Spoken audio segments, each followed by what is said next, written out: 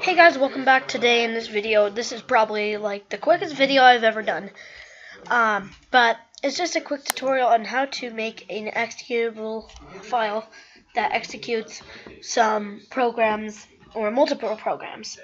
So first of all, you have to click on the Windows button as shown on screen right now, the shortcut keys, and then it will open. Nope. Okay. There we go. Then I'll open this program called Run.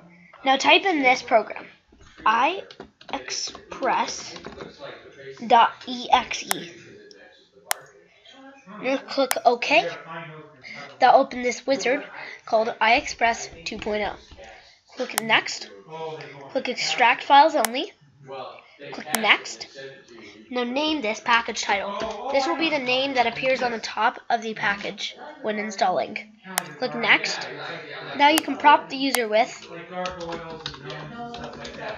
a message to see if they actually want to download the program. Then click Next. You can choose to display a license. Otherwise, if you do not want to display a license, you do not have to. You can select Do Not Display a License. If so, create a license with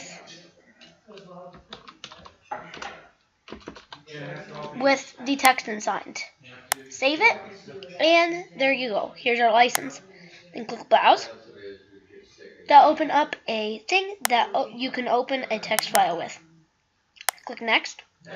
Add a file that you're going to put to download. I'm going to download this Lucha Fun intro. Click Next, and then Show Window, how it will be displayed. Go ahead and click Maximized. Next, Display Message.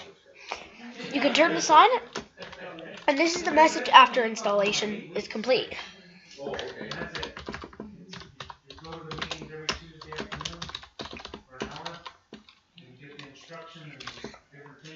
Next, click Next. Then browse for where you want your file to be. Name it Install, and then click Save. Click Next, and click Don't Save. Next, and click Next. After that, it should install your program. Click Finish, and it will make a executable jar file. Next, you can open this guy up, and it will do exactly what you said. To test, is to download. Now this will ask you to accept the license agreement. Click Yes. Please type the location of where you want to extract the files. You can go ahead and browse that. I'm going to browse it. I'm going to put it in my documents. Click that and OK. It's going to say successfully installed when installed. And that is how to make a 132 cabinet extractor. Thank you for watching.